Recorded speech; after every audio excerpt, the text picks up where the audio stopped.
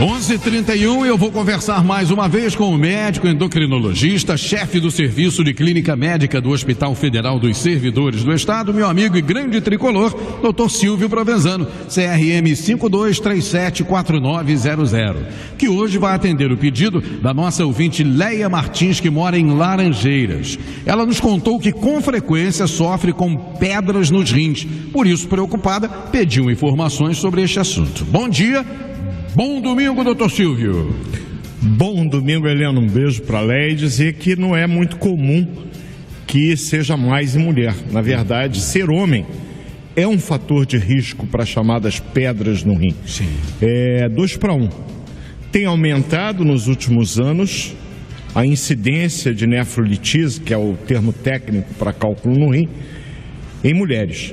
Mas ainda predomina no sexo masculino, portanto, nascer homem já é um fator de risco para ter pedra. Quem tem um histórico familiar desse problema, por ter características genéticas, deve ter um cuidado maior. A gente vai, obviamente, já que essa é a função desse programa, o Serviço de Saúde, alertar quais os cuidados, quando procurar médico, quais os sintomas, eu espero você perguntar. Mais uma vez, vamos mandar um abraço carinhoso, falei dele no início do programa aqui, para o nosso querido amigo tricolor, doutor Hélio Abreu, porque hoje é o dia do otorrinolaringologista. Os grandes colegas otorrinolaringologistas, dentre eles, claro, Hélio Abreu, que nos brinda com a sua presença aqui, doutor Pêssego, doutor Milê, lá do Hospital dos Servidores, doutor Cipriano, do Hospital do Servidor, doutor Marcelo Peixoto, lá do CREMEG, e o grande tricolor Fernando Barros, que trabalha junto com a Elinha.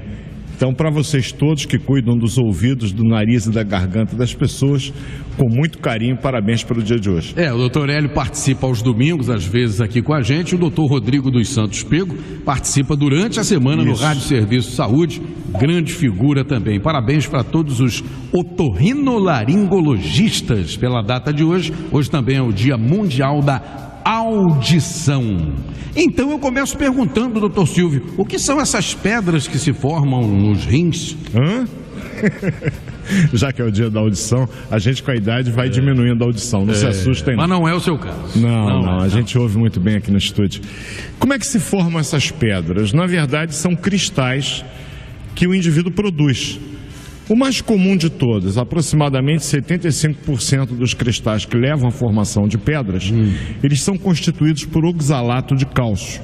Eu tenho outros tipos de cristais, cristais de urato, hidroxiapatita, estruvita, que podem levar à formação da pedra. Em que circunstância? Quando um cristal se junta com outro cristal, que se junta com outro cristal, com mais um outro, e aquilo vai agregando, dando origem a uma pedrinha, que pode ser minúscula, mas eventualmente pode atingir tamanhos de 1,5, 2,5 centímetros, olha só. E aí a encrenca é muito grande, porque nós sabemos, por exemplo, Helena, que um cálculo que tem até meio centímetro, 5 milímetros, olha, não se preocupe se você viu no ultrassom, que é a maneira mais simples da gente diagnosticar a existência desses cálculos, se o teu cálculo é pequeno. Por quê? Porque se eventualmente ele resolver passear, sair de dentro do rim, ele vai ser eliminado espontaneamente. Às vezes com a ajuda de algum medicamento que a gente usa hoje que dilata o ureter e permite saída com mais facilidade. Mas se ele tiver mais de 5 milímetros, principalmente mais de 8, aí talvez a gente precise convocar os nossos colegas urologistas, porque algum tipo de intervenção vai ter que ser feita. Por quê? Lembrando do Edilson Souza, nosso professor da UERJ, doutor creatinina. Se um cálculo entope e obstrui a passagem da urina, primeiro processo que vai haver, vai ocorrer uma dilatação.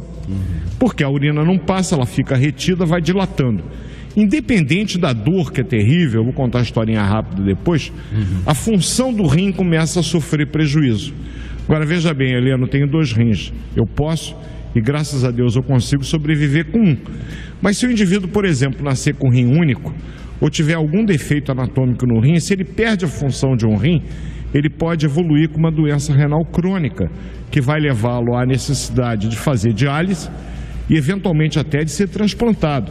Portanto, essa história do cálculo renal, independentemente da dor, que é terrível, a dor leva o indivíduo de madrugada na emergência, e eu repito sempre, trabalhei 29 anos no Andaraí, no Miguel Couto, em grandes emergências. A quantidade de pessoas que eu vi chegando curvada, porque o indivíduo anda curvado, com a mão do lado, no flanco, pálido, às vezes sudoreico, em pleno inverno, cara, mas é mais comum no calor, tá? Suando frio.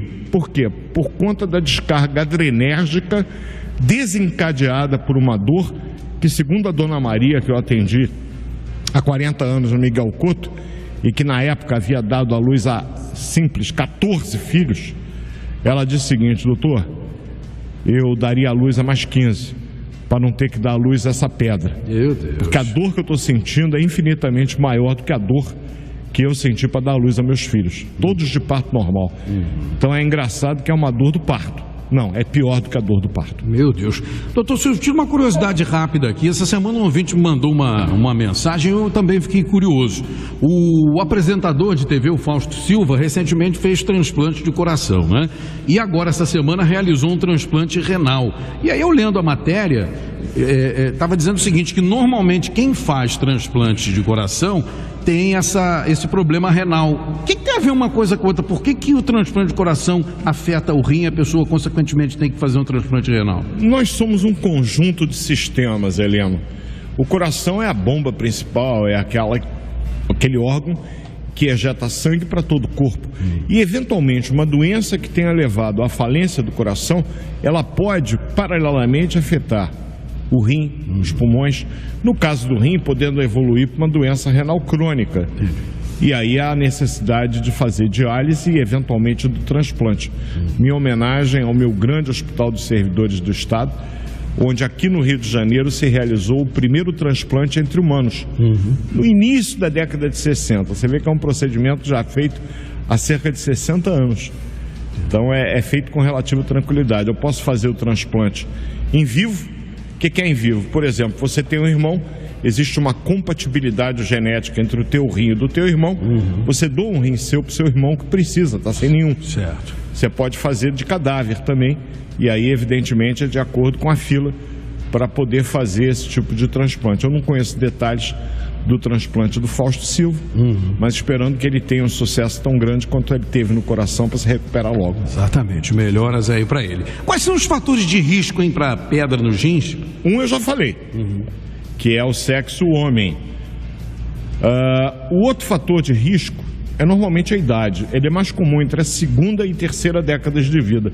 Portanto, começa com indivíduos jovens. Terceiro fator de risco, história familiar. Meu pai teve cálculo no rim, minha mãe teve problema de cálculo renal. Você tem um fator de risco para isso. Outro fator de risco é ambiental. Um dia como hoje, fresquinho, para não dizer o contrário, clima quente. Por que, Silvio? Por uma razão muito simples. Eu concentro a minha urina. O rim tem uma capacidade de avaliar a quantidade de líquido que tem no corpo. E devido ao calor, eu transpiro muito, eu perco muito líquido. Para evitar que o meu sangue fique concentrado demais, que aumente muito a viscosidade do meu sangue, o rim começa a sugar toda a água que pode, a urina ficar muito mais concentrada. E, Silvio, o que isso tem a ver com o cálculo? Os cristais vão se agregando, favorece a formação do cálculo. Então, uma medida de prevenção já acabou de ser dita: beba muito líquido. E eu tenho algumas condições metabólicas, alguns distúrbios, que favorecem a formação do cálculo. Uma doença da minha área, o hiperparatiroidismo, normalmente um tumor benigno na paratiroide, que é uma glândula localizada do lado da tiroide, daí o nome paratiroide, que regula o metabolismo do fósforo e principalmente do cálcio. Quando eu tenho hiperparatiroidismo, eu tenho uma hipercalcemia, que vai levar a uma excreção aumentada de cálcio. Essa excreção aumentada de cálcio favorece a formação daqueles cristais que eu disse que eram os mais comuns, oxalato de cálcio. E aí o indivíduo normalmente pode se manifestar, antes do indivíduo ter o diagnóstico do hiperparatiroidismo, com crises renais devido a cálculo de repetição. Eu posso ter obesidade como fator de risco. Amanhã é o Dia Mundial da Obesidade. Antônio Carlos vai me dar a chance de falar de manhã cedo no programa dele. Bacana. É outro fator de risco, diabetes, hipertensão. Então, algumas condições que estão mais associadas à possibilidade de uma crise renal. Você não quer saber como é que a gente faz o diagnóstico, não? Diagnóstico e tratamento para encerrar. Então vamos lá. O quadro clínico, como eu disse, minha homenagem à Dona Maria, espero que ainda viva para cuidar dos provavelmente netos e já bisnetos. É uma dor que começa na região das costas, lombar, que vai para o flanco, essa parte lateral do abdômen, e que se irradia para o pé da barriga. Eventualmente em direção, no caso dos homens, que eu repito, 2 vezes mais comum que as mulheres, para o testículo. Pode irradiar para o testículo ou para a virilha. E na mulher pode irradiar para a virilha ou para os grandes lábios. Não tem outra dor que tenha essa característica. À medida que o cálculo vai se locomovendo no aparelho urinário, esse tipo de dor é desencadeada pelo tipo de radiação. Acompanhando esse quadro de dor bem típico, o indivíduo tem enjoo, vômito, palidez e sudorese.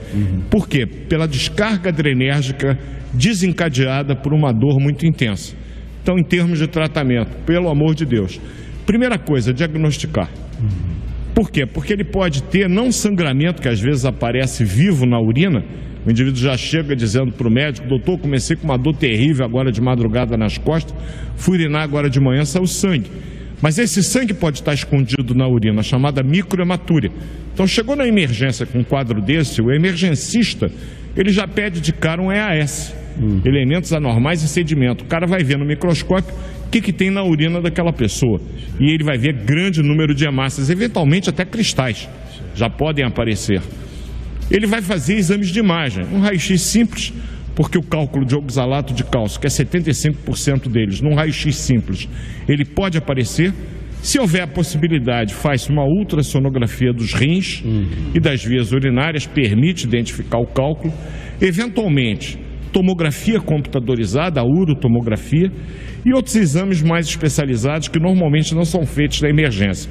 Eu vi a pedra, eu vou ver se tem dilatação do sistema pielocalicinal. É aquele sistema que vai drenar a urina para o ureter que vai chegar na bexiga. Se eu tiver uma pedra no ureter, é provável que esse sistema pielocaliciano ele esteja dilatado. Isso me preocupa mais. Por quê? Porque aquele rim já está num processo de sofrimento. O doutor Edilson já está apavorado, falando: e Silvio, como é que a gente faz? Liberar essa pedra o quanto antes.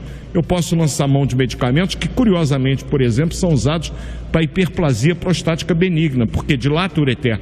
Essa dilatação que esses medicamentos causam, esses alfa-adrenérgicos, dilatando o rim pode ser o suficiente para aquele cálculo começar a escorrer e aliviar o sofrimento que aquele rim está. Se isso não acontecer, meu amigo, a gente tem que fazer um procedimento invasivo. E obviamente que cabe aos nossos colegas especialistas em urologia a realização desse procedimento. Eu posso colocar choque, a ureterolitotripsia extracorpórea, eu jogo choques ali. Eu posso eventualmente, por laparoscopia, fazer isso por via endoscópica, deixar um catéter duplo lumen ali para ir drenando aqueles cálculozinhos à medida que eles são chocados por essas ondas eletromagnéticas que vão destruir aquele cálculo. Enfim, o fato é que, havendo a dilatação do sistema pielocaliciano, acende uma luz amarela, de tal maneira que há uma certa urgência em que o tratamento seja realizado. O tratamento da dor, evidentemente, com analgésicos, antiespasmódicos, anti-inflamatórios não esteroides e, se necessário, até opioides, como a morfina. A gente pode dar antiemético, o indivíduo está vomitando, para aliviar os sintomas. Tratamento que a gente diz sintomático, tirar o sintoma do paciente. Assunto para domingo que vem, amigão. Domingo que vem eu vou falar de um assunto fácil, para não dizer o contrário. Um ouvinte, há algum tempo, pediu para eu falar de linfoma da mama, que é uma condição extremamente rara. Eu pensei, por que não falar de linfoma? Porque o linfoma é um tumor do sistema linfático.